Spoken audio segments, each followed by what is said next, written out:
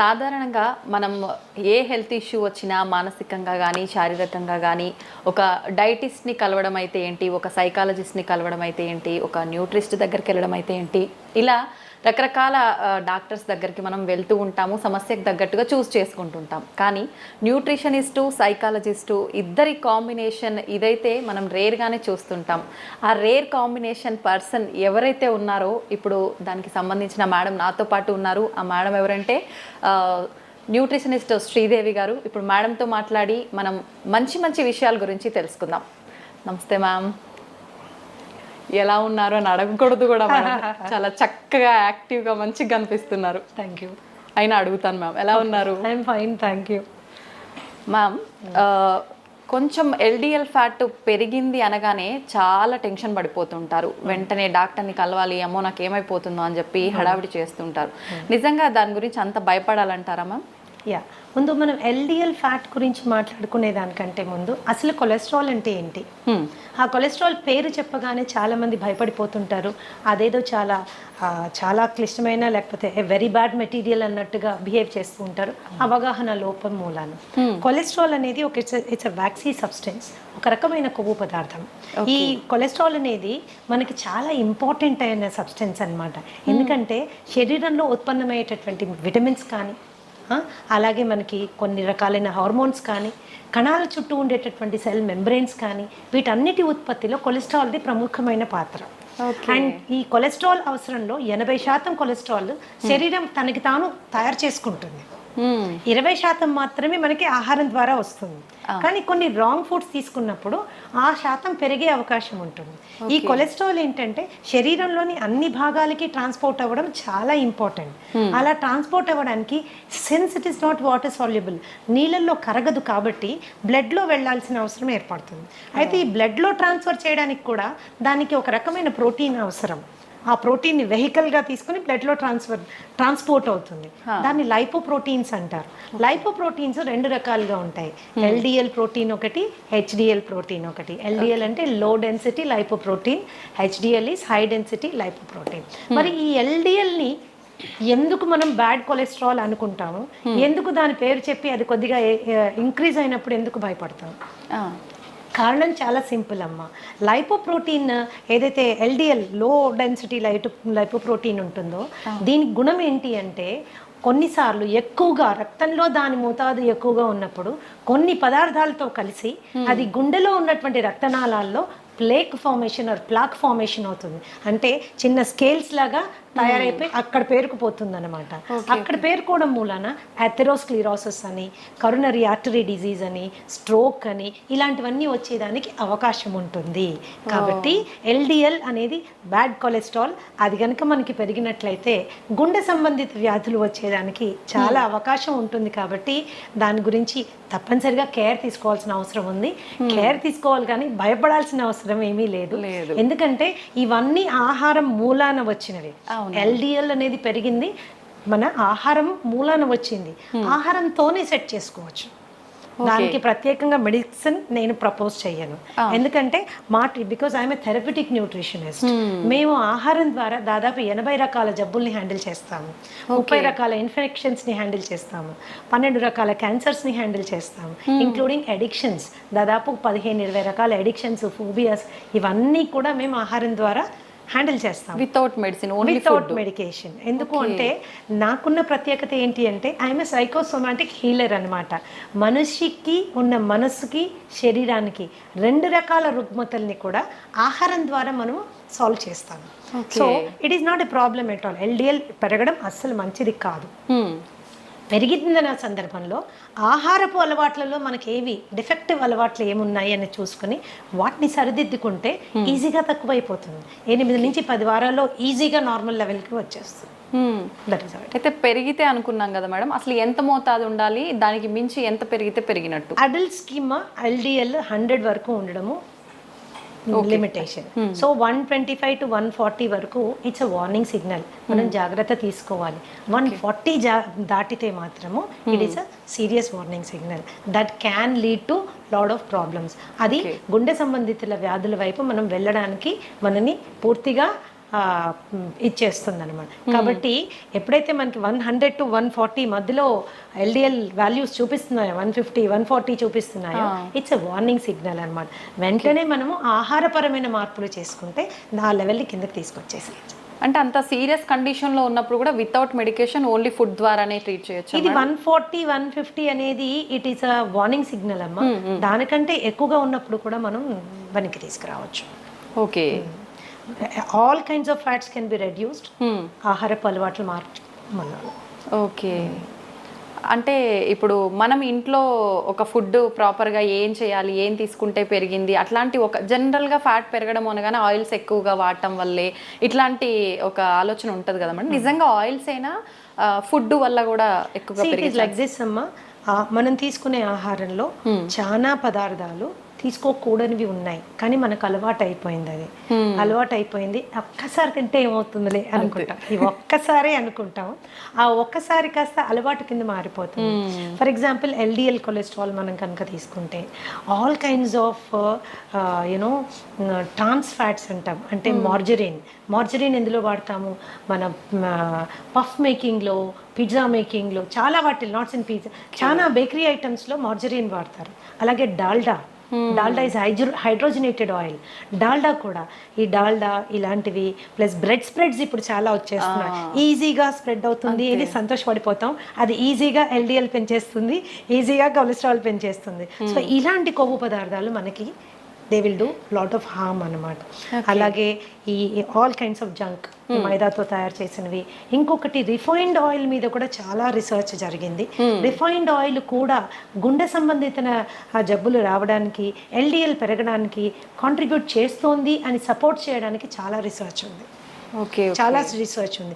ఎప్పటి వరకైతే మనము గానుగు నూనెల మీద మనము వంట చేసుకుంటే అలవాటు ఉండిందో అంతవరకు గుండె సంబంధిత జబ్బుల సంఖ్య ఎస్పెషల్లీ ఇన్ ఇండియా చాలా తక్కువగా ఉండేది.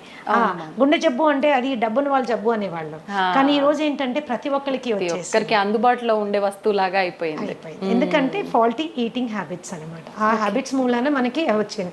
అలాగే రెడ్ మీట్ బాగా ఎక్కువ తినేవాళ్ళు, మటన్, బీఫ్, పోర్క్ ఇలాంటివి చాలా ఎక్కువగా, అంటే వారంలో ప్రతిరోజు తినేవాళ్ళు, అధిక మోతాదులో తినేవాళ్ళు, వాళ్ళల్లో కూడా మనకి తేడాలు కనిపిస్తాయి. వీటిని తగ్గించుకోవాలంటే పీచు పదార్థం ఎక్కువగా ఉండే ఆహారం తీసుకోవాలి. అంటే fresh fruits, vegetables, nuts, seeds ఇలాంటివి తీసుకుంటే ఏమవుతుందంటే ఎల్డిఎల్ లెవెల్స్ తగ్గుతుంది. మామూలుగా రోజు తీసుకునేటటువంటి రీఫైన్డ్ ఆయిల్ని మార్చి గానుగు నూనెలు మనం తీసుకున్నప్పుడు కూడా ఎల్డిఎల్ లెవెల్స్ ఈజీగా కంట్రోల్లోకి వచ్చేస్తాయి. ఓకే, అంటే డైలీ రొటీన్ అనేది మనం ఒకటి ఫాలో అవ్వాలంటారు మేడం, అంతే కదా? కొలెస్ట్రాల్ డైలీ రొటీన్ అంటే నేనేం చెప్తానంటే డైలీ రొటీన్ కంటే కూడా డైలీ తీసుకునే ఆహార పదార్థాలని మనం ప్రాపర్ గా సెలెక్ట్ చేసుకోవడం చాలా ఇంపార్టెంట్. శరీర అవసరాలని దృష్టిలో పెట్టుకొని సెలెక్ట్ చేసుకోవడం చాలా ఇంపార్టెంట్. అంతేగాని టంగ్కి ఎక్కువ ఇంపార్టెన్స్ ఇచ్చి, టేస్ట్కి ఎక్కువ ఇంపార్టెన్స్ ఇచ్చి మనం తీసుకున్నప్పుడు ఏమవుతుంది అంటే అది డెఫినెట్ గా it is going to harm us. అలా అని ఎంతసేపు గడ్డి గాదం ఆకులు అలుములు తిని బతికేసేయాలా, ఇంతేనా లైఫ్ అనుకోక్కర్లేదు. టేస్టీగా ఫుడ్ చేసుకుంటూ ఇంట్లో చేసుకుంటూ తినచ్చు. ఎప్పుడైనా ఒకసారి నెలకో 2 నెలలకో మీరు ఒకసారి ఏదైనా తిన్నప్పుడు శరీరం అడ్జస్ట్ చేసుకుంటుంది. It is very smart. Okay, కానీ రోజు దాన్ని అలవాటు చేసుకుంటే మాత్రం చాలా కష్టం.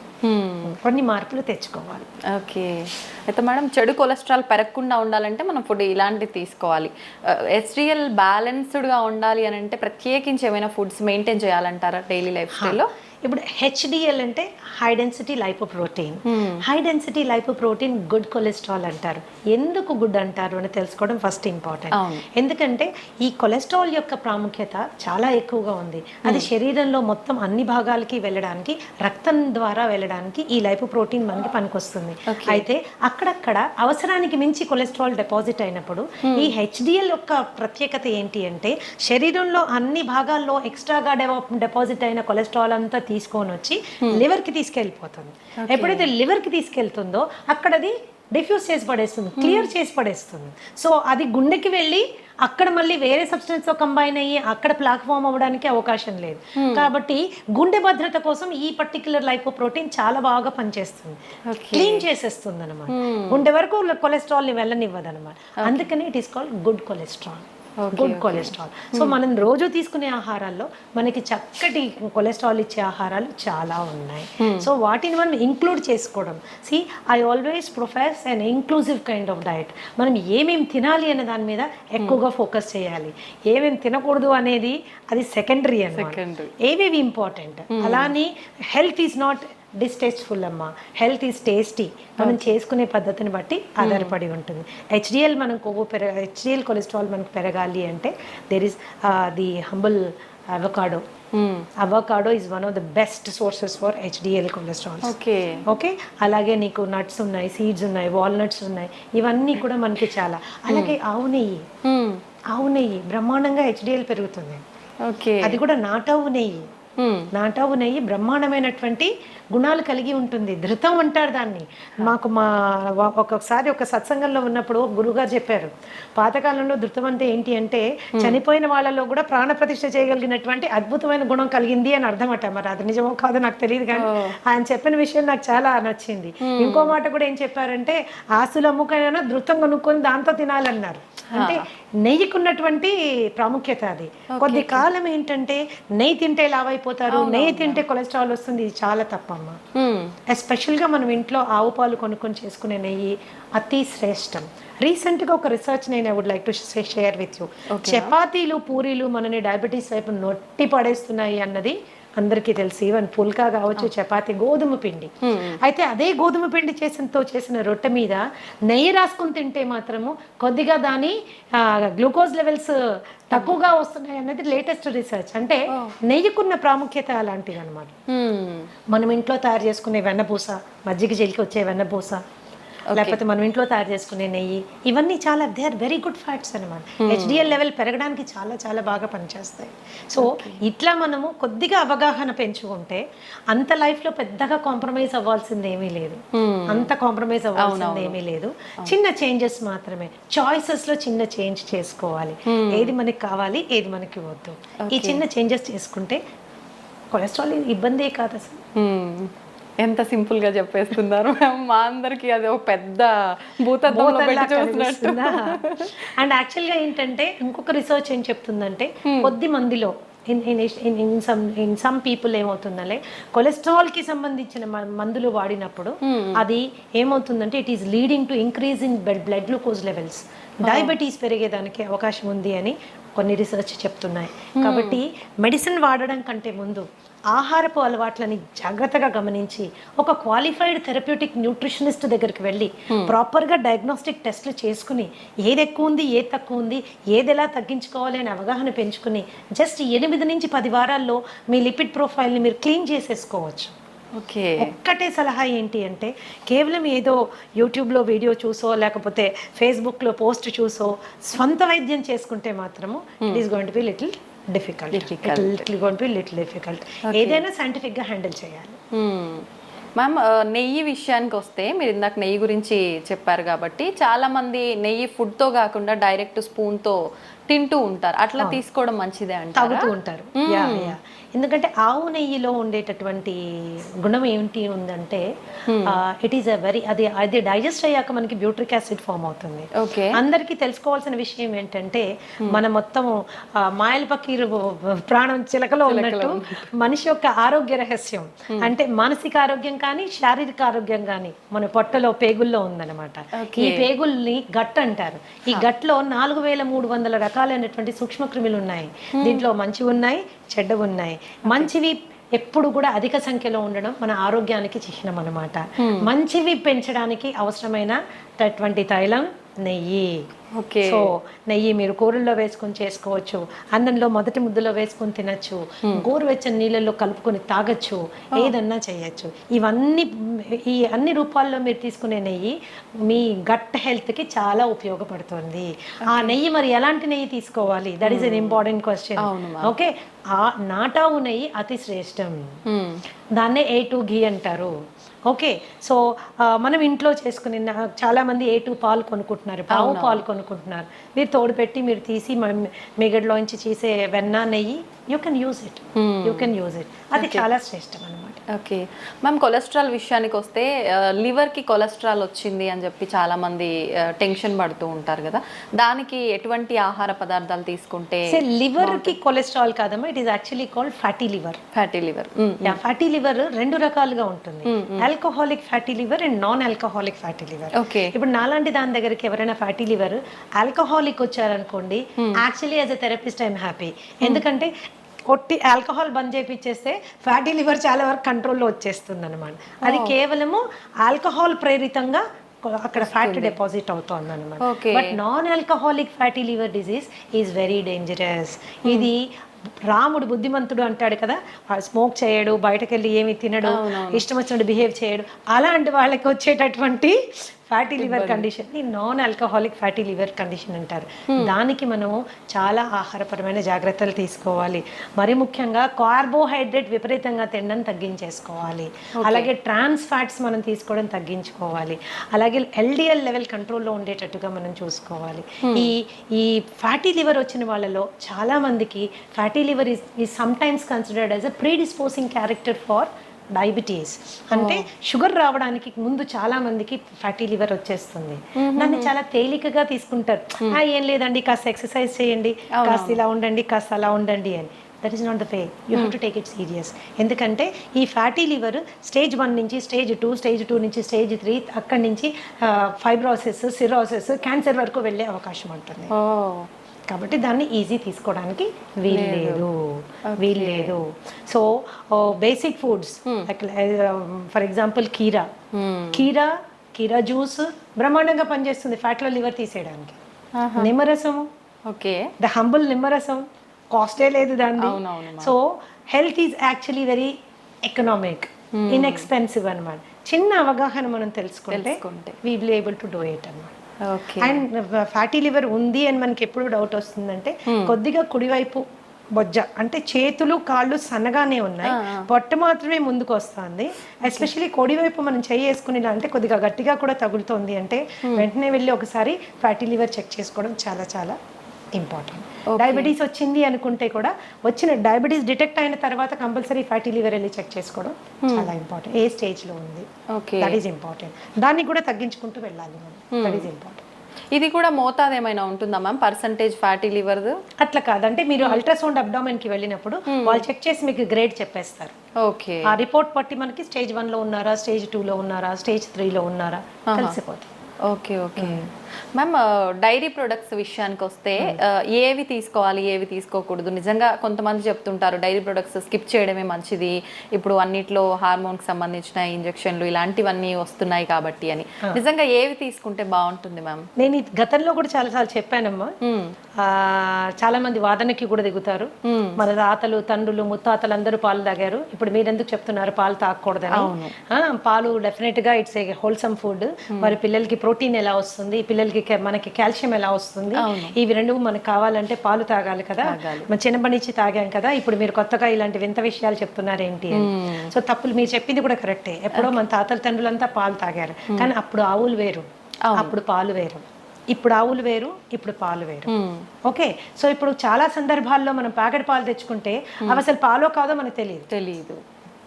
పాలల్లో నీళ్లు కలిపారనుకోండి, that is a healthy thing. అంటే ఓన్లీ నీళ్లు ఉన్నాయని సంతోషపడచ్చు మనం, కానీ నీళ్లు కాకుండా ఇంకెన్నెన్నో కలిపేస్తే అవి విషమై మనని ఎన్నో విధాలుగా మనని ఇబ్బంది పెడుతున్నాయి. మిల్క్ మీరు తీసుకున్నట్లయితే దాని ప్రోటీన్ కంటెంట్ కానీ, దాని కాల్షియం కంటెంట్ కానీ, నాన్ మిల్క్ సోర్సెస్ చాలా ఉన్నాయి. మీ మునగాకు తీసుకోండి. ఓకే. ఫర్ ఎగ్జాంపుల్ టేక్ మునగాకు, నువ్వులు తీసుకోండి. దానిలో ఉన్న కాల్షియం కానీ, దానిలో ఉన్న ప్రోటీన్ కానీ, మునగాకు పచ్చిదానికంటే కూడా ఎండు పౌడర్ ఏదైతే ఉంటుందో, మునగాకు పౌడర్ ఏదైతే ఉంటుందో బ్రహ్మాండంగా కాల్షియం లెవెల్స్ అనమాట. ఓకే. ఎన్నో రెట్లు పాల కంటే ఎక్కువగా ఉంటుందని. ఒక స్పూన్ రోజు తీసుకుంటే సరిపోతుంది. ఎలా తీసుకోవచ్చు మేడం? కాంబినేషన్ మజ్జిగలో కలిపి తీసుకోవచ్చు, నీళ్ళలో కలిపి తీసుకోవచ్చు. దాన్ని పొడి కింద తయారు చేసుకుని కాస్త వెల్లుల్లిపాయలు, జీలకర్ర, ఎండుమిరపకాయలు వేసి దాన్ని పొడి కింద చేసుకొని అంత నెయ్యి వేసుకొని మొదట ముద్ద గట్టిగా కలుపుకొని తినచ్చు. టేస్టీ ఉంటుంది, హెల్త్కి హెల్త్ వస్తుంది. అయితే ఈ మిల్క్ ఇప్పుడు ఏం చేస్తుంది, మిల్క్ లో ఒక ప్రోటీన్ ఉంటుంది కేసిన్ అని. ఈ కేసిన్ చాలా మందికి ఎలర్జిక్ కండిషన్స్ ప్రొడ్యూస్ చేస్తుంది. చాలా మందికి కడుపులో అది డైజెస్ట్ అవ్వక గ్యాస్ కానీ లేకపోతే ఇండైజెషన్ కానీ అలాగే బెల్చింగ్ అండ్ బ్లోటింగ్ అంటారు, పొట్ట ఉబ్బినట్టు అవ్వడం కానీ ట్రైన్ పుల్ రావడం కానీ ఇవన్నీ జరుగుతాయి. ఎందుకు కేసిన్ వాళ్ళకి డైజెస్ట్ అవ్వదు కాబట్టి, కేసిన్ డైజెస్ట్ అవ్వదు కాబట్టి. సో అలాంటి సందర్భాల్లో పాల అవసరం ఏంటి అసలు? అవును, ఒక స్టేజ్ దాటింది టాడ్లర్ అంటాం, అంటే కాలు మీద నడవడానికి అలవాటు పడిన బిడ్డకి పాలు సంపూర్ణ ఆహారం కాదు. ఓకే ఓకే, అది అసంపూర్ణమైనటువంటి ఆహారం. పాలు ఎడిక్టివ్ ఇన్ నేచర్. మీరు బాగా తాగుతుంటే అది తాగాలనిపిస్తుంది, తాగకపోతే ఏదో వెలితిగా కూడా అనిపిస్తుంది. దానికంటే ఆరోగ్యకరమైన ఫుడ్ మనకు ఉన్నప్పుడు, దానికంటే మనకి బలవర్ధకమైన ఆహారం మనకి అవైలబుల్గా ఉన్నప్పుడు మనం దానికి ఆప్ట్ చేసుకోవచ్చు కదా. ఈ రోజు ఆవుల్లో పాలు పెరగడం కోసము విపరీతంగా ఇంజెక్షన్స్ వేస్తున్నారు, విపరీతంగా యాంటీబయాటిక్ యూజ్ జరుగుతూ ఉంది. Grass fed cow and grain fried cow అని 2 రకాల కౌస్ మనం చూసుకుంటే, పచ్చిగడ్డి తిని ఆ పచ్చిగడ్డి పెంచడానికి కూడా ఏమాత్రం ఎరువులు వాడకుండా, పెస్టిసైడ్స్ వాడకుండా ఆర్గానిక్గా పెంచిన పాలు ఉంటాయి కదా, అవి అతి శ్రేష్టం. చాలా అరుదుగా లభిస్తున్నాయి, చాలా అరుదుగా. పచ్చిగడ్డే దొరకడం లేదు. గ్రెయిన్ ఫెడ్ మీరు తీసుకున్నారనుకోండి, వాటికి గ్రెయిన్స్ పెడతారు, ఎన్నెన్నో రకాలైన గ్రెయిన్స్ పెడతారు. ఎస్పెషల్లీ ఈ మధ్య కాలంలో అయితే కార్న్ పెట్టేస్తున్నారు, స్వీట్ కార్న్ పెడుతున్నారు. సో ఇవి ఏంటి అంటే పాల క్వాంటిటీ పెంచడానికి. చాలా మంది ఆ ఆవులకి పెట్టే దీంట్లో నూనెలు కలుపుతారు, ఎందుకంటే పాలల్లో వాళ్ళకి ఆయిల్ శాతము, ఫ్యాట్ శాతం ఎక్కువ రావాలని. మరి ఇలాంటి పాలు మనం తాగినప్పుడు అది మనకి it is going to harm us. అయితే ఇంట్లో మనం ఒక పాల ప్యాకెట్ తెప్పించుకున్నప్పుడు అది ఆవు పాల, గేదె పాల, ఆవులో గ్రాస్ తినిన ఆవా లేకపోతే గ్రెయిన్ తినిన ఆవా, యాంటీబయాటిక్ వేసుకుందా వేసుకోలేదా మనకి ఎలా తెలుస్తుంది? ఇవన్నీ కలిపారో లేదో మనకి ఎలా తెలుస్తుంది? తెలియదు. పైగా పాలు ఎప్పుడైతే ప్యాకెట్లో వస్తాయో, ప్లాస్టిక్ ప్యాకెట్లో వస్తాయో, ఆ ప్లాస్టిక్ కూడా మనకి ప్రమాదం. ఇంకోటి, కొంతమందికి ఏంటంటే ఎస్పెషల్లీ ఉద్యోగస్తులు 4-5 ప్యాకెట్లు కొనుక్కుని డీప్ ఫ్రీజర్లో పెడతారు, అవి గడ్డగట్టిపోతాయి. వాటిని మీరు ఎప్పుడైతే డీప్ ఫ్రీజ్ చేస్తారో, థాయింగ్ ప్రాసెస్ జరిగేటప్పుడు ప్లాస్టిక్ కూడా మెల్ట్ అయ్యి అందులోకి వస్తుంది. ఒకప్పుడు మేము చిన్నపిల్లలుగా ఉండేటప్పుడు గ్లాస్ బాటిల్లో వచ్చేది, that was safest milk. Seal అయ్యి గ్లాస్ బాల్ వచ్చేది. బాటిల్స్ తీసుకోగానే మేము చిన్నపిల్లలప్పుడు నాకు బాగా గుర్తుంది, ఆ మూత తీసి పైన ఉన్న వెన్నంతా వేలుతో తీసుకుని తినేవాళ్ళం. ఇప్పుడు అలాంటి కండిషనే లేదు. సో పాలుని వాడకం ఎంత తగ్గిస్తే అంత మంచిది. అయితే పెరుగు దగ్గరికి వచ్చినా, మజ్జిగ దగ్గరికి వచ్చినా ఏ రెస్ట్రిక్షన్ లేదు. It is better than milk అన్నమాట. మీరు పెరుగుగా తిన్నా పర్వాలేదు, మజ్జిగగా తిన్నా పర్వాలేదు. కొద్దిగా పుల్లబడిన మజ్జిగ ఇంకా బెటర్. పుల్లబడిన మజ్జిగ చాలా బెటర్. అందుకని మిల్క్ని అవాయిడ్ చేయడం బెటర్. ఎందుకంటే మనకు వచ్చే ప్యాకెట్ గురించి మనం ఆలోచిస్తాం, కానీ అందులో వచ్చిన పాలు మనకి దాకా రావడానికి ఎన్ని పద్ధతులు అవలంబించారో మనకు అవగాహన లేదు. Today it is a very common thing to give oxytocin injection for cows. Oxytocin injection దేనికి ఇస్తారు వింటే మీరు బిత్తరపోతారు. పాల పొదుగులోంచి పాలు పిండేటప్పుడు ఈజీగా పాలు బయటికి రావడం కోసము ఆ ఇంజెక్షన్ ఇస్తారు. మనకు కూడా ఆక్సిటాసిన్ ఇంజెక్షన్స్ ఇస్తుంటారు. మనం ఎప్పుడు యూస్ చేస్తారో తెలుసా మీకు? డెలివరీలో బిడ్డ ఈజీగా బయటికి రావడానికి కోసం యూస్ చేసేటటువంటి ఇంజెక్షన్ ఆక్సిటాసిన్ అన్నమాట. కండరాలు లూజ్ అయ్యి బిడ్డ ఈజీగా బయటికి రావడానికి. యానిమల్స్ కి కూడా ఆక్సిటాసిన్ ఇంజెక్షన్ దానికోసమే ఇస్తారనమాట. బట్ దేనికి వాడుతున్నాం ఈరోజు? ఈజీగా, అంటే అది పిండడానికి కూడా మనకు ఓపిక లేదనమాట. దాని బిడ్డను తాగనివ్వడం లేదు మనము, దాని బిడ్డ నోటికాడ పాలు మనం గుంజుకుంటున్నాం. అది కూడా ఈజీగా రావడం కోసం కెమికల్ ఇంజెక్షన్స్ ఇస్తున్నాం. మరి ఇలాంటి పాలు తాగడం అవసరమా? అక్కర్లేదని చెప్పాలి ma'am. So it's dairy and ఆవు మీద జరుగుతున్నటువంటి ఘోరాల గురించి అది డిఫరెంట్ స్టోరీ. దాని గురించి మాట్లాడుకుంటే పాలు చూస్తే కూడా భయపడిపోతాం అన్నట్టు. అమ్మో బాబాయ్, ఇంత కష్టమైతే పాలు మనకు అవసరమైంది. That is as simple as that. పాల కంటే బలబద్ధమైన ఆహారం చాలా చాలా ఉంది. You can go towards it. అవి తీసుకోవచ్చు. ఆల్టర్నేట్ మిల్క్స్ కూడా ఉన్నాయి. మీ బాదం మిల్క్, తర్వాత ఈ కోకోనట్ మిల్క్, దాని తర్వాత యూ హ్యావ్ కాజు మిల్క్, రాగి మిల్క్, జొన్న పాలు, మిల్లెట్ పాలు, ఇలా మనకు చాలా ఉన్నాయి విచ్ ఆర్ మోర్ న్యూట్రిషియస్. పాలు దేనికి తాగెత్తున్నామో ఆ న్యూట్రిషన్ ఇవ్వగలిగినవి, ఇంకా ఎక్కువ శాతంలో ఇవ్వగలిగిన పాలు మనకు చాలా ఉన్నాయి. ఓకే. ఇంకా కొంతమంది అడుగుతూ ఉంటారు నన్ను, మేడం పాల ప్యాకెట్లో పాలు తీసుకోమంటారా, లేకపోతే టెట్రా ప్యాక్ తీసుకుంటే ఏమైనా ప్రాబ్లం వస్తుందా? టెట్రా ప్యాక్ మీద చాలా హెవీ రీసెర్చ్ జరిగిందమ్మా. టెట్రా ప్యాక్ లో పాలు రీసెర్చ్ చేసినప్పుడు, ఫ్రెష్ మిల్క్ చేసినప్పుడు డెఫినెట్ గా టెట్రా ప్యాక్ లో ఉన్న పాలలో పోషక విలువలు తక్కువ ఉంటాయి అనేది నిర్వివాదాస్పదం. You don't have to discuss about it. It is clear. ఎందుకు అలాగా? పాలు అవి పాస్చరైజ్ చేస్తారు అండ్ హోమోజినైజ్ చేస్తారు. హోమోజినైజ్డ్ అండ్ పాస్చరైజ్డ్ మిల్క్ ఎప్పుడైతే హీట్ చేసి కూల్ చేస్తారో దాంట్లో పోషక విలువలు తక్కువైపోతాయి. కాకపోతే టెట్రాప్యాక్లో మీరు తీసుకున్నప్పుడు ఏంటంటే హైజీన్ అండ్ శానిటేషన్ ఎక్కువ, ఇన్ఫెక్షన్ కాజింగ్ జర్మ్స్ కానీ అది మనకి ఉండదు. పైగా ఏమీ అడిటివ్స్ యాడ్ చేయరు దాంట్లో, ఏమి దాన్ని ప్రిజర్వ్ చేయడానికి ఏమీ బయట నుంచి యాడ్ చేయరు. సో పోషక విలువల ఫ్రెష్ మిల్క్ కంటే కొంచెం తక్కువైనా అది సేఫ్ మిల్క్ కాబట్టి టెట్రాప్యాక్ లో మిల్క్ వాడుతూ ఉంటారు. That is how it is. ఇప్పుడు ఫ్రెష్ గా తీసుకున్న పాలు వి డోంట్ నో దాంట్లో ఏమేమి ఉన్నాయో తెలియదు, అందులో ఎన్ని పెస్టిసైడ్ రెసిడ్యూస్ వస్తాయో తెలియదు, ఎన్ని మాన్యూర్ రెసిడ్యూస్ వస్తాయో తెలియదు, బ్యాక్టీరియల్ ఇన్ఫెస్టేషన్ కానీ వైరల్ ఏదైనా మైక్రో ఆర్గానిజం ఉందేమో మనకి తెలియదు. ఓకే, రెండు తెల్లగానే ఉంటాయి అంతే. మనం పాల రూపంలో తీసుకునే వాళ్ళకైతే ఆల్టర్నేట్ ఆప్షన్స్ చాలా ఉన్నాయి మీరు చెప్పారు. కొంతమంది తెల్లారితే కానీ టీ లేనిది వాళ్ళకి తెల్లారదనే వాళ్ళు చాలా మంది ఉంటారు. అలాంటి వాళ్ళ పరిస్థితి ఏంటి మ్యామ్? టీ కాఫీ అనేది దేనికి తాగుతాం? నా పద్ధతి ఏంటంటే దేనికైనా ఏ పద్ధతికైనా ఎందుకు అని ముందు తెలుసుకుంటే అది మనకు అవసరమా లేదు అని నిర్ణయం తీసుకోవచ్చు. రైట్. ఓకే, మన డైలీ లైఫ్లో మనకున్న స్ట్రెస్ మూలాన చాలా మందికి హెడేక్స్ రావడము, ఆ స్ట్రెస్ మూలాన మైగ్రేన్స్ రావడము, డల్ గా ఫీల్ అవ్వడము ఇవి అవుతాయి. టీ అండ్ కాఫీలో ఏముంటుంది? కెఫీన్ ఉంటుంది. ఈ కెఫీన్ ఏం చేస్తుంది? నర్వస్ సిస్టమ్ ని టెంపరీగా ఉత్తేజపరుస్తుంది. ఓకే, టెంపరీగా ఉత్తేజపరుస్తుంది. ఎప్పుడో ఒక రోజు ఒక గుక్క తాగినంత మూలాన మనకి పెద్ద వదిలేదు. అది అలవాటు చేసుకుంటే it is addictive in nature. It is addictive in nature అనమాట. సో టీ మంచిదా కాఫీ మంచిదా అని కూడా కొంతమంది అడుగుతుంటారు. దీంట్లో నేనేమంటానంటే మీరు పాలు షుగర్ లేకుండా ఏది తాగినా మంచిదే. Okay, black tea black coffee ఏది తాగినా మంచిదే. ఇంకా మీరు బ్లాక్ టీని చాలా లైట్ గా చేసుకొని దాంట్లో కొద్దిగా నిమ్మరసం యాడ్ చేసుకొని కొన్ని నానబెట్టిన సబ్జా గింజలు వేసుకొని దాంట్లో కొద్దిగా ఒక 2 or 3 leaves ఆఫ్ మింట్ అంటే మన పుదీనా కట్ చేసి వేసుకొని తాగండి, అద్భుతంగా ఎంజాయ్ చేస్తారు. And maybe 1 or 2 times tea తాగడమే ఇంపార్టెంట్ అనుకుంటే బ్రహ్మాండమైన ఆరోగ్యం ఇచ్చే అద్భుతమైనటువంటి పోషక విలువలు ఉండేవి బొచ్చడని టీస్ ఉన్నాయి. For example green tea is the best tea.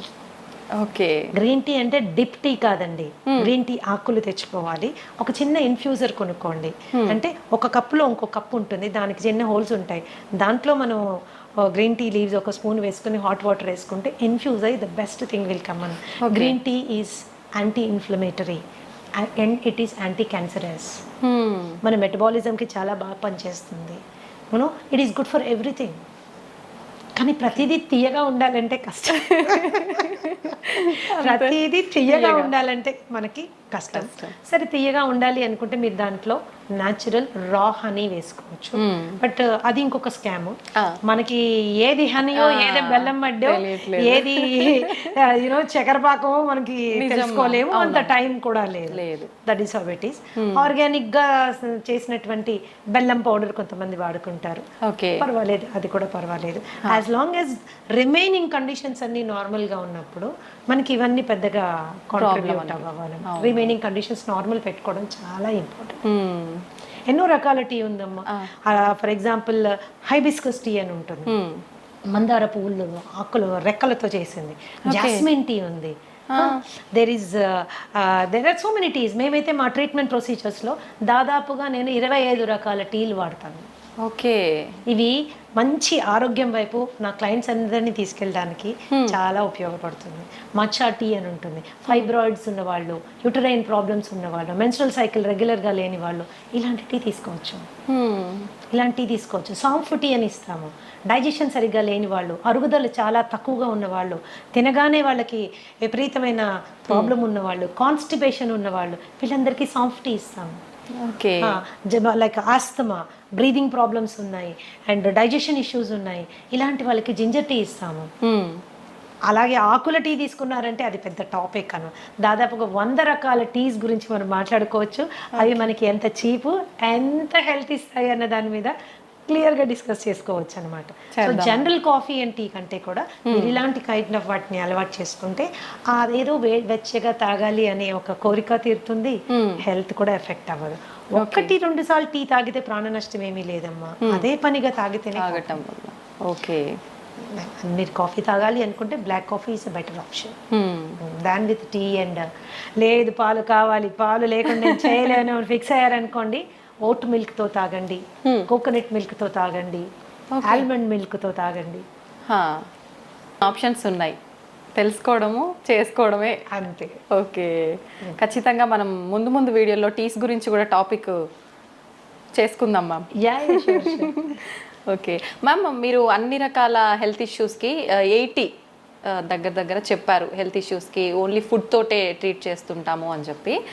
డయాబెటీస్కి కూడా అలానేనా మేడం? డయాబెటీస్ వచ్చిన వాళ్ళు ఖచ్చితంగా లైఫ్ లాంగ్ మెడిసిన్ వాడాల్సిందే అని అంటుంటారు కదా, దానికి కూడా ఫుడ్ ద్వారా తగ్గించవచ్చు అంటారా?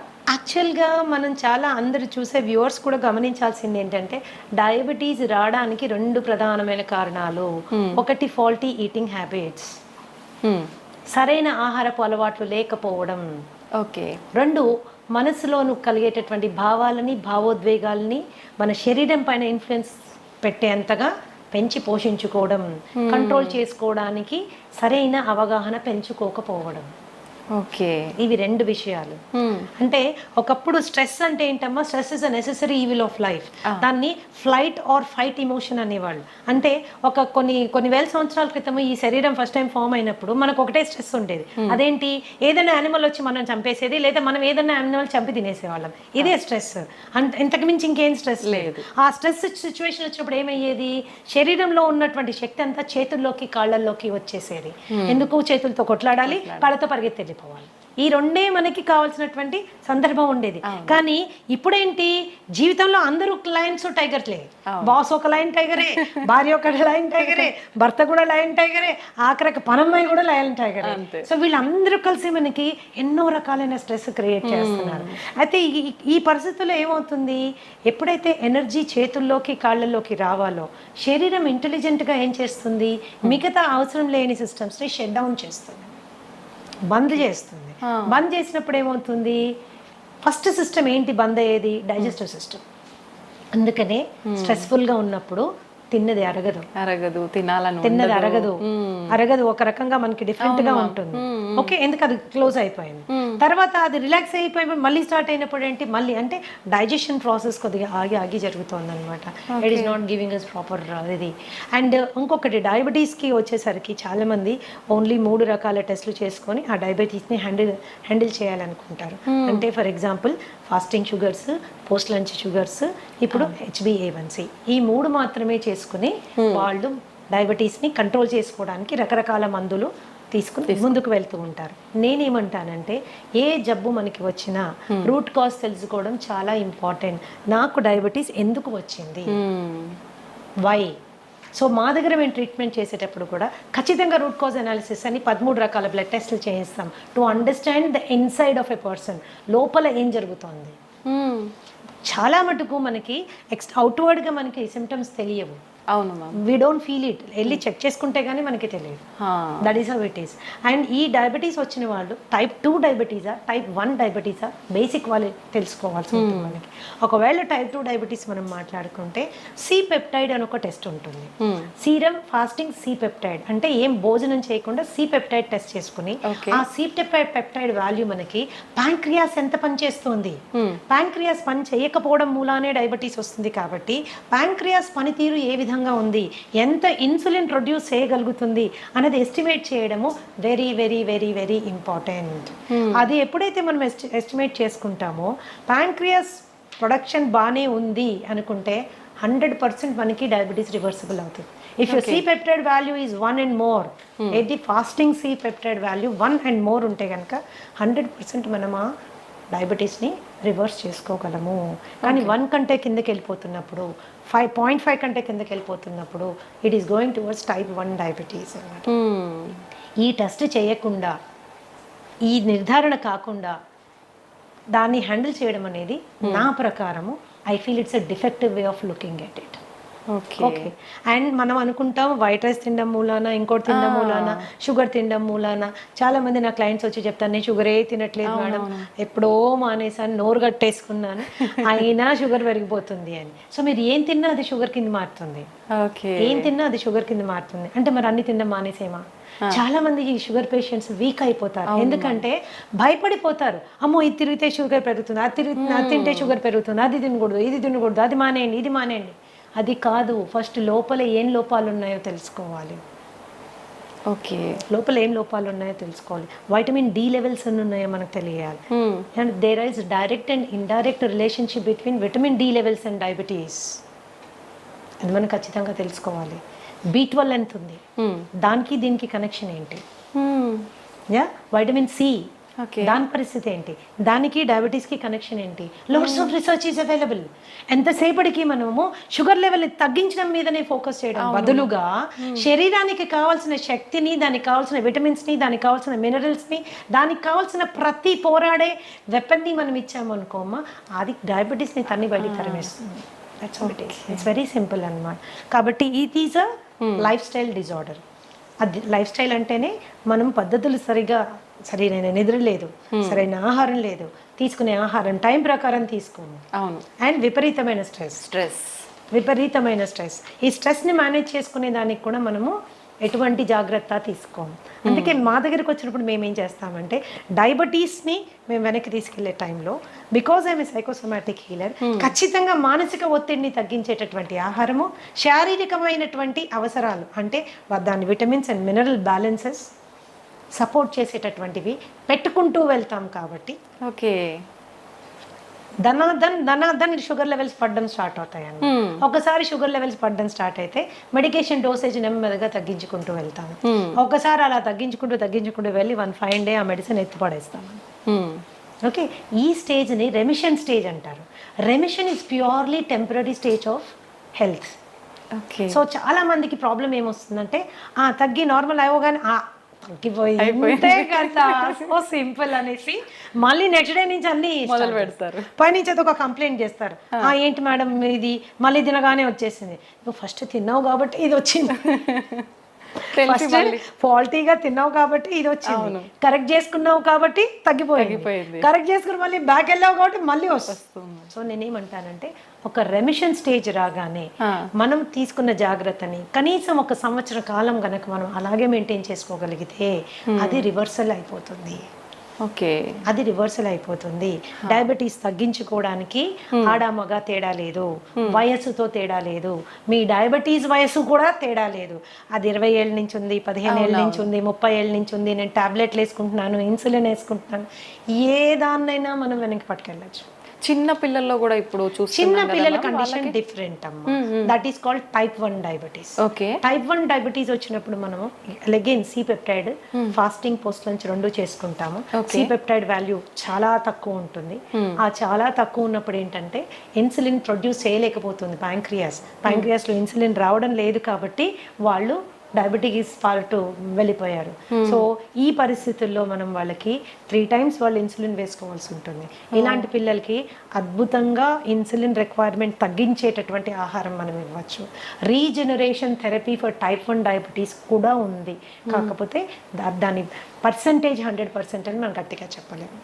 Okay, so regeneration therapy is also possible. అంటే టైప్ 1 నుంచి కూడా మనం కొద్దిగా వాళ్ళని బెటర్ టైప్ 2లోకి తీసుకెళ్లేటటువంటి సిపెప్టైడ్ని పెంచేటటువంటి ఫుడ్ కూడా ఉంది. But the success rate is about 40 to 50%. It is not around 100%. Many other contributing factors ఉన్నాయి కాబట్టి, చాలా కాంట్రిబ్యూటింగ్ ఫ్యాక్టర్స్ ఉన్నాయి కాబట్టి that is how it is. అయితే ఈ మధ్యకాలంలో విపరీతంగా తిండి, పిల్లలకి మనం పెట్టే తిండి మూలాన మనమే మన చేతుల ద్వారానే మనమే వాళ్ళని డయాబెటీస్ వైపు నెట్టుతున్నాము. నాకు తెలిసిన ఒక బాబుకి కేవలం వాడు రోజు అడిగాడని, రోజు ఇవ్వమని గొడవ చేశాడని వాళ్ళ తాతగారు డైలీ ఒక కూల్ డ్రింక్ తాగించడం మూలాన, అలా 2 నెలలు తాగించడం మూలాన ప్యాంక్రియాస్ ఫెయిల్ అయిపోయింది. టైప్ 1 డయాబెటిక్ అయిపోయాడు. బిడ్డ ఓన్లీ 15 ఏళ్ళు. రాబోయే 60-70 ఏళ్ళు వాడు ఇన్సులిన్ వేసుకుంటానే మేనేజ్ చేయాలి. సో మన ప్రేమని రాంగ్ ఫుడ్స్ రూపంలో చూపించకూడదు. ఎప్పుడో నెలలో ఒకరోజు తాగాడు ఏం జరగదు, కానీ రోజు తాగితే వాడి రక్తనాళాలు తెరిచి విషం పోసినట్టే లెక్క. Junk food is like that. And రీసెంట్గా మా దగ్గర వచ్చిన ఒక బాబు, హీస్ 21 years old, అండ్ ఇంట్లో ఎవరికి డయాబెటీస్ లేదు, ఇంట్లో నుంచే బాక్స్ తీసుకెళ్తాడు, తల్లిదండ్రులు అన్నీ చేసి జాగ్రత్త చూసుకుంటాడు, అయినా రావడమే 500 షుగర్ వచ్చేసింది. ఏంటి అని ఎంత అడిగినా చెప్పలేదు, లేదు నేను ఏమి తిన్ను అని. తర్వాత ప్రత్యేకంగా పిలిచి అడిగితే రోజు ఒక షవర్మా తింటాడు. షవర్మా తినడం వల్ల షుగర్ ఫెయిల్ అయింది, డైజెస్టివ్ సిస్టమ్ ఫెయిల్ అయిపోయింది. మయోనీస్ లోపల ఉంటుంది, దాంట్లో పిచ్చి రిఫైన్డ్ ఆయిల్ వాడతారు, అందులో రోడ్ సైడ్ వాడే రిఫైన్డ్ ఆయిల్, అది ఎక్కడి నుంచి తెచ్చి వాడతారో, ఎన్నిసార్లు వాడిన నూనెతో చేస్తారో మనకి తెలియదు. అండ్ ఆ షవర్మా అండ్ ఇంకొకటి ఫ్రాంకీ చెప్పాడు నాకు, 2 చెప్పాడు. ఫ్రాంకీ మైదా రొట్టెలో మళ్ళీ కాల్చిన మాంసం అన్ని పెడతారు దాంట్లో. సో టేస్ట్ చాలా బాగుంటుంది, నేను కాదన్నాను, కానీ దాన్ని రోజు తినడం మూలాన దట్ ఈస్ అ కేస్. ఈ రోజు మేము ఎంతో స్ట్రగుల్ అవుతున్నాం. ఆ కేసుని టైప్ 1 అయిపోయాడు, ప్యాంక్రియాస్ ఫెయిల్ అయిపోయింది. That is how it is. So ఈ చిన్నవి ఫ్యాన్సీస్ మనం వాటిని సాటిస్ఫై చేయడము ఇంపార్టెంట్ అని ఎప్పుడు అనుకోకూడదు. ఫుడ్ విషయంలో ఇట్స్ రియలీ వెరీ ఇంపార్టెంట్. బయట మరి ఎందుకు బ్యాన్ చేయాలి? వన్ ఆఫ్ ద స్టూడెంట్, ఒక చిన్న బాబు, ఎందుకు బ్యాన్ చేయరు కూల్ డ్రింక్ అని నన్ను అడిగాడు అనమాట. ఈ కూల్ డ్రింక్ మూల నాకు డయాబెటీస్ వచ్చింది కదా, దీన్ని ఎందుకు గవర్నమెంట్ బ్యాన్ చేయరు అంటే అది మన ఏరియా ఆఫ్ వర్క్ కాదు. ఏదైనా కూడా ఆహారం అనేది మితంగా తీసుకుంటే ఔషధంలా పనిచేస్తుంది, అమితంగా తీసుకుంటే విషమై మన ప్రాణాన్ని కబళిస్తుంది. Decision is in our hands. ఒకళ్ళు చెప్తే వచ్చేది కాదు, ఆ నిర్ణయం మనం తీసుకోవాలి. మన బిడ్డలు కూడా అటువంటి చక్కటి విచక్షణ జ్ఞానంతో ముందుకెళ్ళాలంటే ఆ అవగాహన మనం కల్పించాలి. That's very important. అవును మ్యామ్, నిజంగా. మ్యామ్, మన గట్ ఫ్రీగా ఉండేటట్టుగా చూసుకుంటే మనకు చాలా రకాల ఆరోగ్య సమస్యలు రాకుండా ఉంటాయని చెప్తూ ఉంటారు. నిజంగా గట్ ఫ్రీగా ఉండాలంటే ఎటువంటి ఆహార పదార్థాలు తీసుకోవాలి? Gut is a very big subject అమ్మా. I will tell you, it's a very big subject. గట్లో మనకు ఉండేటటువంటి 4300 రకాలైన సూక్ష్మ క్రిములు ఎప్పుడు కూడా మంచివి చెడ్డవి ఒక బ్యాలెన్స్లో ఉండాలి. ఆ బ్యాలెన్స్ అవుట్ అయితే గట్ డిస్బయోసిస్ అంటారు. ఓకే, అండ్ ఈ గట్కి బ్రెయిన్కి ఉన్న యాక్సెస్ డిస్టర్బ్ అవుతుంది. Brain is the coordinator for the entire body and gut controls the brain. Brain మన శరీరాన్ని ఆపరేషన్స్ని కంట్రోల్ చేస్తే మన గట్ మన బ్రెయిన్ని కంట్రోల్ చేస్తుంది. Okay, that is very very important. అప్పుడు మనం దాన్ని ఎంత హెల్తీగా ఉంచాలి? సో మనం తినే ఆహారము చెడు బ్యాక్టీరియాని చంపే విధంగా ఉండాలి, మంచి క్రిముల్ని పెంచే విధంగా ఉండాలి. సో దాని ఆహారం యొక్క ప్రధాన లక్షణం ఏంటంటే మంచి బ్యాక్టీరియాని పెంచుతూ చెడు బ్యాక్టీరియాని చంపుతూ ఉన్నటువంటి ఆహారం తీసుకుంటే సహజంగా అది చాలా తేలికగా అరిగిపోతుంది, తిన్నది కంప్లీట్గా డైజెస్ట్ అవుతుంది, అండ్ టైంకి రెపరెప ఆకలేస్తుంది, పడుకుంటే నిద్ర వస్తుంది, పొద్దున్నుంచి రాత్రి ఒక చక్కటి మూడ్లో ఉంటాము, మంచి ఎనర్జీతో ఉంటాము. This is because our gut is happy. So all the మనం తీసుకునే ఫుడ్స్ ఏవేవైతే చెడు బ్యాక్టీరియల్ గ్రోత్కి ప్రమోట్ చేస్తాయో అవి చాలా హ్యావక్ క్రియేట్ చేస్తాయి మన పొట్టలో. సో బ్లోటింగ్, బెల్చింగ్, ఇండైజెషన్, తర్వాత కాన్స్టిపేషన్ మూలాన పైల్స్, హెమరాయిడ్స్, లేకపోతే వెరీ హార్డ్ స్టూల్ రావడము, ఇవన్నీ ఏం చేస్తాయంటే మనకి డైజెషన్ అంటే తినాలంటే భయపడే వాళ్ళు చాలా మంది ఉంటారు. పైగా హెల్త్ కరెక్ట్ అంటే హైజీన్ కరెక్ట్గా ఫాలో కాకపోతే హెచ్ పైలోరీ లాంటి బ్యాక్టీరియల్ ఇన్ఫెక్షన్స్ వస్తే జీవితాంతం మనం ఆ మందులు వేసుకుంటూ ఉంటారు. మేమైతే డయట్ ద్వారా హెచ్ పైలోరీ కానీ, ఐబిఎస్ కానీ, ఐబిడి కానీ చాలా సమర్థవంతంగా హ్యాండిల్ చేసే బ్రహ్మాండమైన ఫుడ్స్ ఉన్నాయమ్మా. అది ఎవరు బయట కొనుక్కోక్కర్లేదు, మీ ఫుడ్ మీరు ఇంట్లో చక్కగా చేసుకోవచ్చు, శుభ్రంగా తినచ్చు, సంతోషంగా ఉండొచ్చు. This is how it is. కేవలం మందుల ద్వారా ఎంత సక్సెస్ మీరు వస్తుందో దానికి డబుల్ సక్సెస్ ఆహారం ద్వారా వస్తుందమ్మా. డబుల్ సక్సెస్ ఆహారం ద్వారా వస్తుంది. సో గట్ని ఇప్పుడు కూడా ఆరోగ్యంగా ఉంచుకోవాలి. చక్కటి పీచు పదార్థాలు ఉండేటటువంటి వెజిటబుల్స్ అండ్ ఫ్రూట్స్ మనం తీసుకోవాలి. చాలా మందికి ఏంటి అంటే వెజిటేరియన్స్ అయిపోండి, మీట్ మానేయండి అని చెప్తారు. చికెన్ మటన్ తినబాకండి, పొట్టంతా గడబడైపోతుంది, వేస్ట్ అని. నేనేం చెప్తానంటే ఆహారపు అలవాట్లు మనసుకి బాగా నచ్చిన ఫుడ్ని టక్కన మానేస్తే ఆత్మారాముడు బాధపడతాడు. ఎక్కడో ఫీల్ అవుతాం మనం, ఏంటి లైఫ్, ఏమి తినలేము, నాకు నచ్చిన చికెన్ తినలేకపోతున్నాను, నాకు నచ్చింది అది తినలేకపోతున్నాను, ఏంటి ఇట్లా, అసలు లైఫ్ బేసిక్ ఫుడ్స్ అవి. అప్పుడు ఏంటంటే they are upset about it. When they are upset nothing can be set. When you're upset nothing can be set అని, అంతా డిస్టర్బ్డ్ గానే ఉంటుంది. సో చికెన్ మటన్ లాంటివి తినేటప్పుడు కూడా దాని కాంబినేషన్స్ మంచి ఫైబర్ ఫుడ్తో కాంబినేషన్ చేసుకుని మీరు తిన్నప్పుడు ఎటువంటి ఇబ్బంది రాదు, ఈజీగా డైజెస్ట్ అవుతుందని. So easy digestion is very important.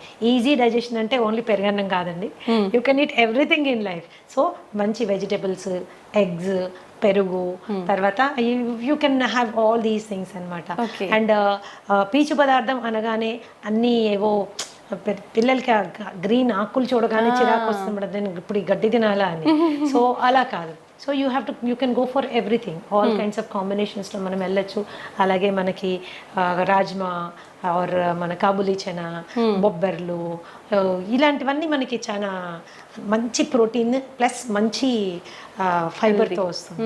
అది తిన్నప్పుడు ఏంటంటే మనకి గట్ సెట్ అవుతుంది. దెర్ ఈస్ ఏ వే అండి, 8 to 12 weeksలో సెట్ చేసేస్తాం గట్ విత్ ఫుడ్ ఓన్లీ. అది ఎంత సీరియస్ ఇష్యూ అయినా. కాబట్టి నేనేం చెప్తున్నానంటే చక్కటి ఆహారాన్ని ఎన్నుకోండి. హోమ్ మేడ్ ఫుడ్కి 90% ఇంపార్టెన్స్ ఇవ్వండి. పార్టీలు ఇంట్లో హోస్ట్ చేయండి. మనం కావాల్సిన డ్రింక్స్ కానీ ఏదైనా కూల్ డ్రింక్స్ అట్లాంటివి కూడా ఇంట్లో చాలా చేసుకోవచ్చు. డెజర్ట్స్ అంటారా, బ్రహ్మాండమైన స్వీట్లు హెల్దీగా చేసుకోవచ్చు. ఓకే, బ్రహ్మాండంగా. జీవితంలో ఏది వదులుకోవాల్సిన అవసరం లేదు, ఎంజాయ్మెంట్ ఇన్ రైట్ వే చేసుకుంటే నీ గట్ని gut is the starting point for all diseases. దాదాపుగా 200 రకాలైనటువంటి జబ్బులు ఇక్కడి నుంచి స్టార్ట్ అవుతాయి. సో దీన్ని జాగ్రత్త పెట్టుకోవడం మనకి చాలా ఇంపార్టెంట్. ఏం ఫుడ్స్ ఉన్నాయి, ఎలా తినాలి, that is how it is.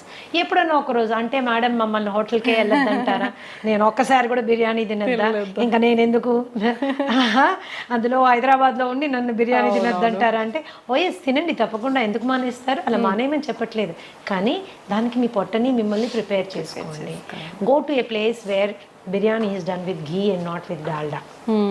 ఇంట్లో మీ ఆవిడకి బిర్యానీ చేయడం నేర్పించండి, కానీ ఇంట్లో చేస్తే మనకు నచ్చదు కదా. సో మీరు అలా తిన్నప్పుడు ముందు రోజు వెనక రోజు కూడా there are certain things you have to follow so that you can balance your.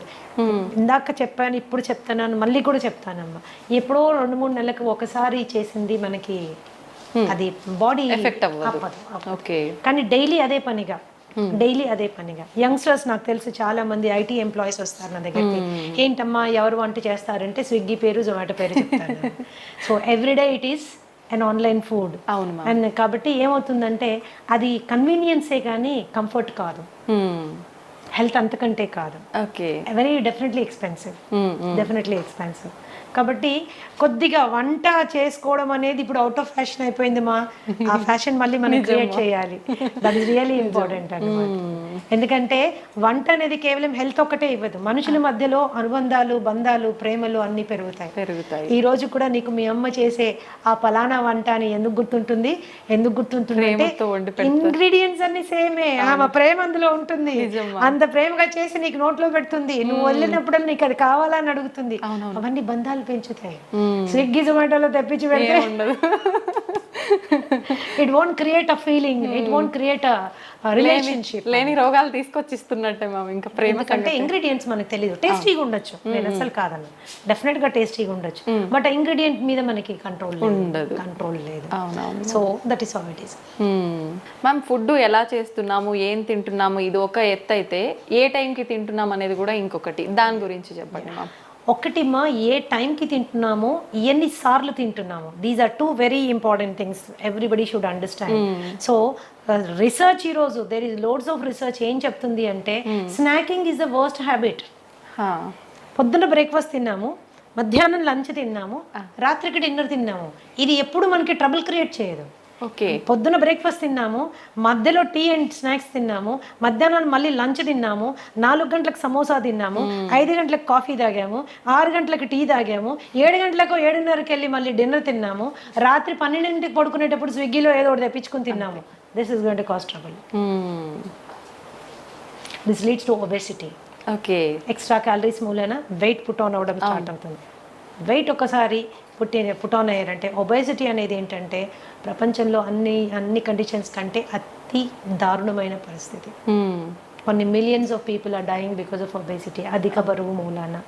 Okay, so this is very important. ఏ రోజైనా ఇప్పుడు మీరు ఆ మధ్యలో తినే స్నాక్స్ని కట్ చేయండి, న్యాచురల్గా స్లిమ్గా అవ్వడం స్టార్ట్ అవుతారు, ఫేస్ కాంతివంతంగా అవుతుంది. Snacks will do a lot of. ఒకవేళ స్నాక్ తినవలసిన అవసరం వస్తే హెల్తీ ఆప్షన్ చెక్ చేసుకోండి, హెల్తీ ఆప్షన్ తీసుకోండి. ఎప్పుడైతే మీరు బాగా డీప్ ఫ్రైడ్ మైదాతో చేసినటువంటి సమోసాస్, కచోరీస్ ఇలాంటివి తిన్నారనుకోండి, తిన్న 10 నిమిషాల లోపల సివియర్ డిహైడ్రేషన్ అవుతుంది. ఓకే. దాహం వేస్తుంది. ఆ దాహం వేయగానే మనం ఏం చేస్తాం, కూల్ డ్రింక్ తాగుతాం. ఈ కూల్ డ్రింక్ తాగితే ఏమవుతుంది, బొచ్చడంత sugar will go in to your blood stream. There is a spurt, sudden గా రేజ్ అవుతుంది, అవసరం లేని క్యాలరీస్. ఆ టైంకి మీరు టెంపరీగా ఎగ్జైటెడ్గా ఉంటారు. తర్వాత ఏమవుతుంది, 15 నిమిషాల లోపల ఈ రైజ్ అయింది టక్ అని పడిపోతుంది. It causes irritation, anxiety and depression. Okay. It is a cycle అన్నమాట. ఇది మన ఆలోచన విధానాన్ని, ఆహారపు అలవాట్లని, శరీర ఆరోగ్యాన్ని మొత్తంగా డిస్టర్బ్ చేసి పడేస్తున్నాను. సో ఆ టైంలో మీరు ఏదైనా హెల్దీ తీసుకోండి, ఫ్రూట్ తినడం అలవాటు చేసుకోండి.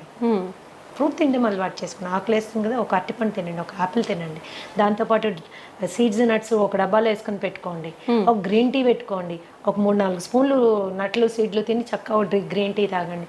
కడుపులో ఫీలింగ్గా ఉంటుంది, హ్యాపీగా ఉంటుంది, హెల్దీ కూడా. అలాగే there are so many fillers. ఇప్పుడు మీ ఫూల్ మఖానా కానీ, మురమురాలు కానీ, అట్టుకులు కానీ, వీటితో ఎన్నో రకాలైనటువంటి హెల్దీ గ్యాసెస్ రాకుండా ఉండేటటువంటి చేసుకోవచ్చు. మరీ ఆకలి వేస్తుంది అనుకున్నప్పుడు తినచ్చు, అట్లాంటి నో ప్రాబ్లమ్ అబౌట్ ఇట్. కానీ ఆ టెంపరీగా రోడ్ మీద దొరికే బజ్జీలు, పునుగులు అండ్ యూనో సమోసాలు, వాడెవర్ అన్నీ దొరుకుతాయి, అది మాత్రము స్కిప్ చేయాలి. చాలా ఘోరం అది. With due respect to all those people, అది మనకి పడినప్పుడు దాన్ని వదిలేసుకోవడం ఉత్తమమైన విషయం ఇంకొకటి లేదు. And night 7:30 to 8 o'clock is the best time to have your dinner. ఎప్పుడు గుర్తుంచుకోండి, పడుకునే టైంకి, భోజనం చేసిన టైంకి మధ్యలో 3 గంటల వ్యవధి ఉండాలి. మీరు 7 గంటలకల్లా తిన్నారనుకోండి, 10కి పడుకోవచ్చు. ఓకే. 8కి తిన్నారనుకోండి, ఆఫీషియల్గా మీరు 11కి పడుకోవాలి. అవును.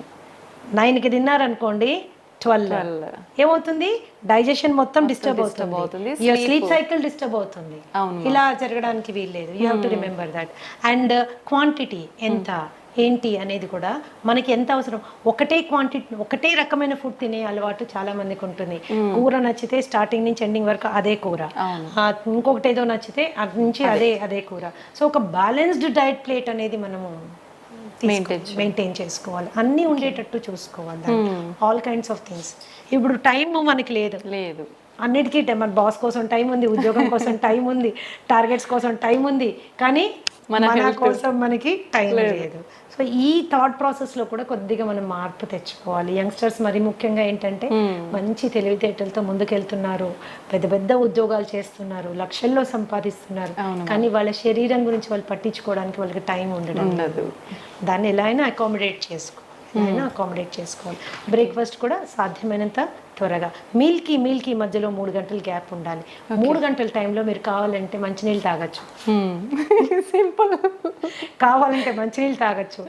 మరి ఏదైనా వర్క్ ప్రెషర్ మూలన కొద్దిగా తలనొప్పి వస్తుంది అన్నప్పుడు గ్రీన్ టీ తాగొచ్చు, జింజర్ టీ తాగొచ్చు, ఒక గ్లాస్ మజ్జిగ తాగొచ్చు, ఒక గ్లాస్ కొబ్బరి నీళ్ళు తాగొచ్చు. Okay, these are the best alternatives. ఆ స్నాకింగ్ మానేసేయాలి. ఎస్పెషల్లీ డయాబెటీస్ ఉన్న వాళ్ళైతే మీరు స్నాకింగ్ మానేసిన వెంటనే మీకు కనీసం ఒక 10-20 యూనిట్లు షుగర్ తగ్గుతుంది అనమాట. Okay, that's how it is. These are the important factors you have to remember. ఎప్పుడు బ్రేక్ఫాస్ట్ చక్కగా హెవీగా తీసుకోండి, దానికంటే కొద్దిగా తక్కువగా లంచ్, లైట్గా డిన్నర్. ఓకే లైట్గా dinner so that you don't store all that on to your self.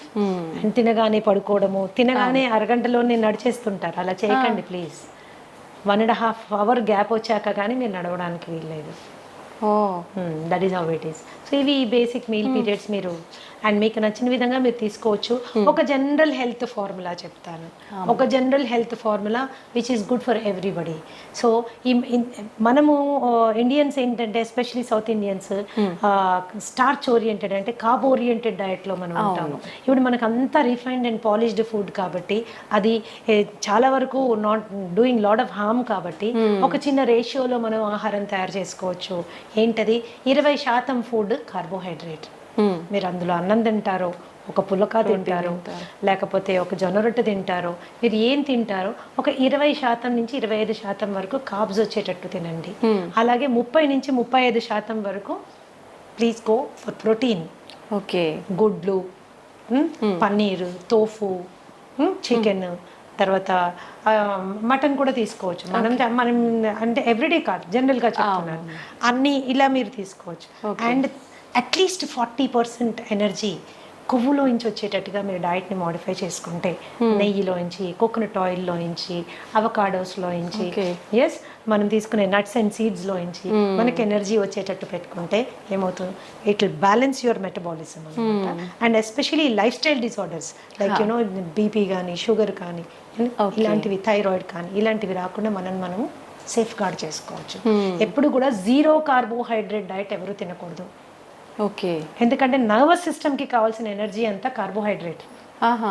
Okay, nervous system కావాల్సినంత ఎనర్జీ కార్బోహైడ్రేట్. మీరు అసలు కార్బోహైడ్రేటే లేదనుకోండి, దెబ్బతింటుంది. That's going to cause lot of harm అన్నమాట. 0 కార్బోహైడ్రేట్ డైట్ ఎప్పుడు తీసుకోవద్దు. చాలా మంది చేసేస్తుంటారు, డైట్ అన్ని మానేస్తారు, ఉట్టి వెజిటబుల్స్ మాత్రమే. అందులో కూడా కొద్దిగా కార్బోహైడ్రేట్ ఉంటుంది, కానీ మనకు కావాల్సింది సరిపోదు అది. ఓకే ఓకే, మేము క్యాన్సర్ పేషెంట్స్కి కూడా 10-15% కార్బోహైడ్రేట్ పెడతాను నేను. ఓకే, బికాస్ నర్వస్ సిస్టమ్ మనము మేనేజ్ చేయాలి, బ్లాక్అవుట్ అయిపోతాం లేకపోతే. ఓకే, ప్రోటీన్ కూడా విపరీతం ప్రోటీన్ తీసుకోకండి. 1/2 కిలో చికెను, 1/2 కిలో మటను, లేకపోతే ఒక డజన్ గుడ్లు, కొన్ని డైట్స్ నేను విన్నాను. ఇవేమవుతుందంటే మనకుండే కిడ్నీ ఎంత ఇంత, దాని మీద ఎంత లోడ్ వేసింది కిడ్నీ ప్రోటీన్, దాని ప్రోటీన్ ఫిల్ట్రేషన్ ఎక్కడ జరుగుతుంది? కిడ్నీలో జరుగుతుంది. లోడ్ వేయబాకండి. పీస్ఫుల్గా మీ డయట్లో 30-35% మీరు ప్రోటీన్ పెట్టుకోండి. మిగతా అదంతా ఎనర్జీ ఫ్యాట్లో వచ్చేటట్టు పెట్టుకోండి. కనీసం 40 నిమిషాలు ఏదన్నా మీరు జీవితాంతం చేయగలిగిన ఎక్సర్సైజ్ చేయండి. Any exercise which you can do always, అలాంటి ఎక్సర్సైజ్ చేయండి. సాధ్యమైనంత వరకు ప్రశాంతంగా ఉండే ప్రయత్నం చేయండి. That's how it is. It is a simple formula for health అన్నమాట. ఓకే, నిజంగా చాలా సంతోషం మ్యామ్. ప్రతి ఒక్కరికి కూడా మనము ఫుడ్ చేంజ్ చేసుకొని ఒక బ్యాలెన్స్ డైట్ మెయింటైన్ చేస్తే హెల్తీగా ఉంటాము అనే ఐడియా ఉంటుంది. బట్ అసలు ఏం తీసుకోవాలి, ఎలా తీసుకోవాలి, ఎంత మోతాదులో తీసుకోవాలి, ఇది ఒక పెద్ద సమస్య మ్యామ్. నిజంగా మీరు ఎంత క్లియర్గా అంటే ఎంత మాకు వద్దు అనుకునే వాళ్ళు కూడా కూర్చొని విని బ్యాలెన్స్ అది ఫాలో అయ్యే విధంగా చెప్తారు మ్యామ్. చేసుకోవాలి. That is how it is. Thank you ma'am, thank you very much. నమస్తే మ్యామ్.